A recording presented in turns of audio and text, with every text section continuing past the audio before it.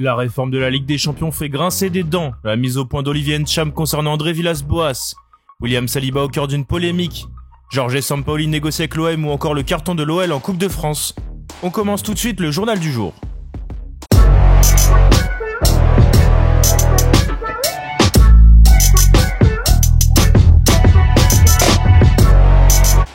Mardi prochain, la Ligue des Champions fait son retour pour la phase finale de la compétition, notamment avec un FC Barcelone Paris Saint-Germain alléchant. Si cette affiche fait saliver tous les amoureux du foot, l'UEFA compte bien proposer plus de matchs de ce niveau dès 2024, comme l'annonce l'équipe ce mercredi.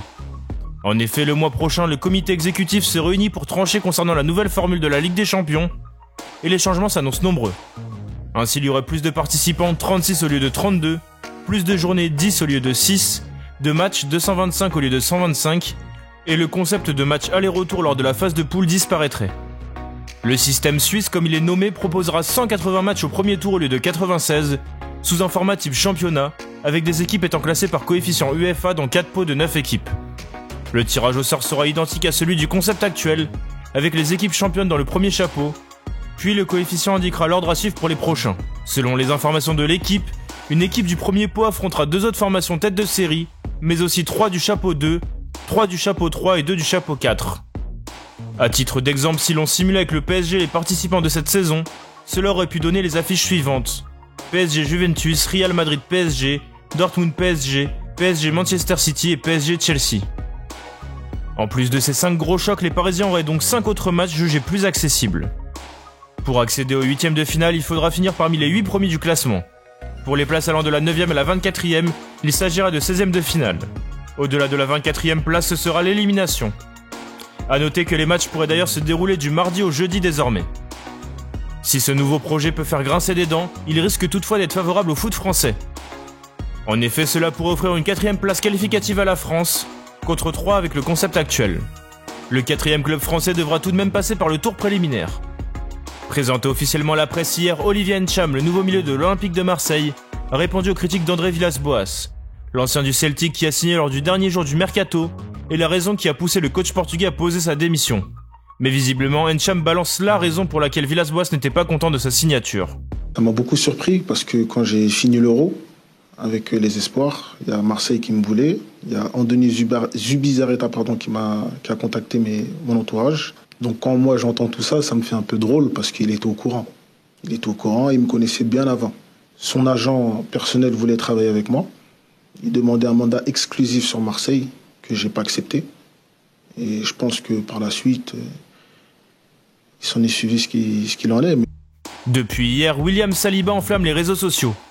Diffusée sur Twitter, une vidéo du défenseur de l'OGC Nice, datant de plusieurs années et initialement envoyée à des proches sur Snapchat, a fuité. Dans cette vidéo, l'ancien Stéphanois filme l'un de ses coéquipiers de l'équipe de France Jeune en train de se masturber en public, sous l'indifférence la plus totale des autres personnes présentes dans la pièce. D'après RMC Sport, la FFF n'a pas du tout apprécié et va saisir la commission de discipline qui va ouvrir une enquête car elle estime que cela porte préjudice à son image. Présent en conférence de presse ce mardi, Mauricio Pochettino, l'entraîneur du PSG, a confirmé le probable forfait d'Angel Di Maria pour le 8e de finale aller de la Ligue des Champions face au FC Barcelone. Pour le match face à Barcelone, sa présence est compromise. Pour rappel, Angel Di Maria est sorti sur blessure face à l'OM dimanche, au bout de 10 minutes, et souffre d'une lésion du droit fémoral de la cuisse droite. L'Olympique de Marseille avance sur le dossier Jorge Sampaoli. Comme relayé hier dans notre JT, l'actuel entraîneur de l'Atlético Mineiro souhaite rallier Marseille pour sa prochaine aventure. Selon les informations dévoilées par RMC Sport ce mardi, les négociations ont débuté entre le technicien argentin et le directeur du football olympien Pablo Longoria. Toujours selon le média, le dirigeant marseillais serait effectivement prêt à attendre la fin de la saison au Brésil le 26 février pour recruter l'ancien sélectionneur du Chili et de l'Argentine. Rayon résultat maintenant, hier dans le cadre des 32e de finale de la Coupe de France, l'Olympique Lyonnais n'a pas fait de détails et a corrigé la formation de Ligue 2 de l'AC Ajaccio 5-1. Les Gaunes qui évoluent avec une équipe remaniée ont fait une grande partie du travail en première mi-temps. Memphis Depay a lancé les hostilités à la 10e minute, suivi d'Islam Slimani 22e, Maxwell Cornet 24e et Ryan Cherki 39e. En seconde mi-temps, Oussem Aouar a participé à la fête sur penalty à 10 minutes de la fin du match.